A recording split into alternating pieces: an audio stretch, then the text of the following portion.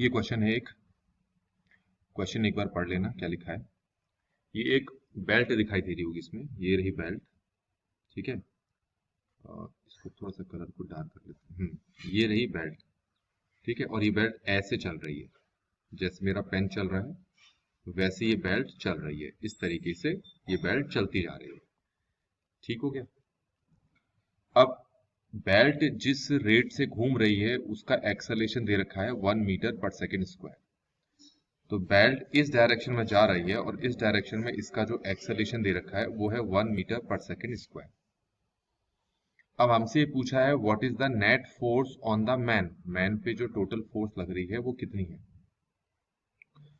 अब यहां पर आप समझ लें कि जो मैन है वो आगे की तरफ जा रहा है, वो भी उसी एक्सेलरेशन से जाएगा जिस एक्सेलरेशन से बेल्ट चल रही है।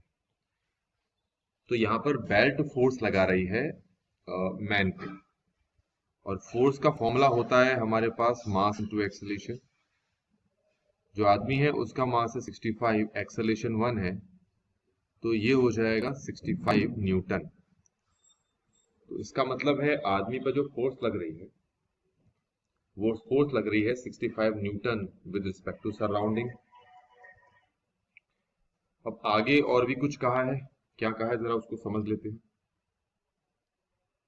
इसमें कहा है if the coefficient of static friction between the man's shoes and belt is 0.2। अब ये आदमी जिस बेल्ट पे खड़ा है इसका कोफिशिएंट ऑफ फ्रिक्शन 0.2 है।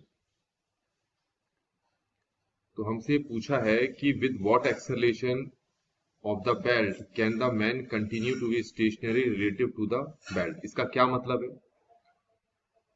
स्टार्टिंग में जो बेल्ट चल रहा था वो इस एक्सेलरेशन से चल रहा था, ठीक हो गया।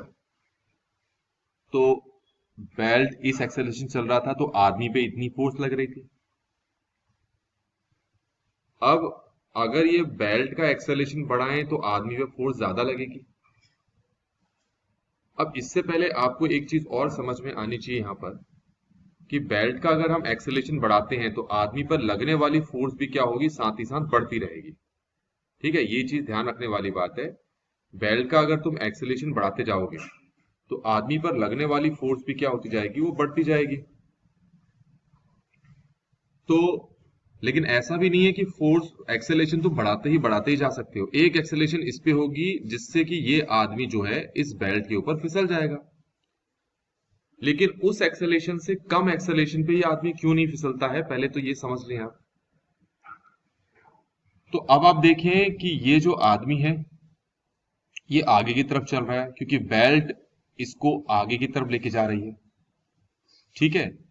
तो फिर इसको फ्रिक्शन फोर्स कहां की तरफ लगनी चाहिए, फ्रिक्शन फोर्स कहां की तरफ लगेगी, इसको बैकवर्ड। अच्छा, फ्रिक्शन फोर्स बैकवर्ड नहीं लगेगी, थोड़ा सा गलत बोल दिया यहां पर, दोबारा समझे।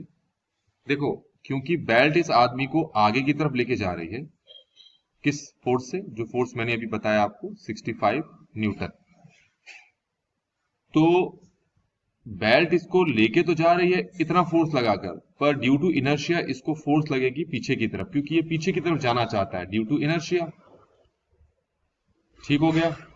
तो बेल्ट और इसके शूज के बीच में जो फ्रिक्शन लगेगी वो आगे की तरफ लगेगी। इसीलिए आपने देखा होगा अगर बेल्ट की स्पीड को जरूरत से ज्यादा बढ़ा दे तो आदमी का जो पैर है वो आगे ही जाएगा, ठीक है।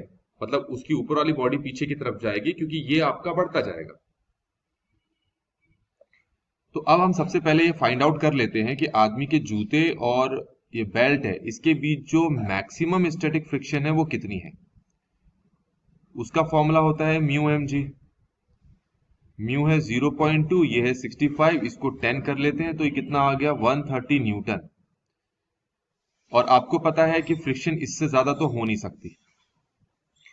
और आप देख सकते हैं कि शुरुआत में ये जो आदमी है इस पर सिर्फ कितनी फोर्स लग रही थी 65 न्यूटन, और मैक्सिमम फ्रिक्शन फोर्स आगे की तरफ कितनी है, वो है 130 न्यूटन। इसका मतलब है कि अगर पीछे की तरफ लगने वाली फोर्स को 65 है, अगर इसको बढ़ाते जाएं 70, 80, 90 करते जाएं और फाइनली इसको कितना पहुंचा दें हम 130 न्यूटन, तो तब तक तो इस आदमी को कुछ नहीं होगा, क्योंकि फ्रिक्शन फोर्स इसको तब तक क्या करती रहेगी, बैलेंस करती रहेगी। लेकिन 130 से ज्यादा अगर फोर्स लग गई इसको ड्यू टू इनर्शिया, तो ये आदमी फिसल जाएगा।